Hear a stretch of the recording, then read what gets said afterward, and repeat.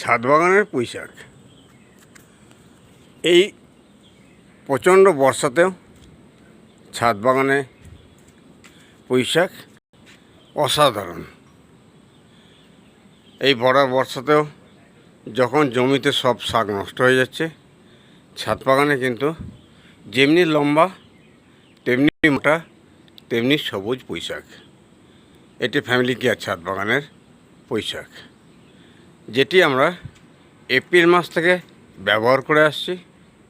এখনও ডিসেম্বর পর্যন্ত সম্পূর্ণ এই শাকটি উৎপাদন দেবে। ফ্যামিলি ছাদ বাগানের পুঁই শাকের কামাল।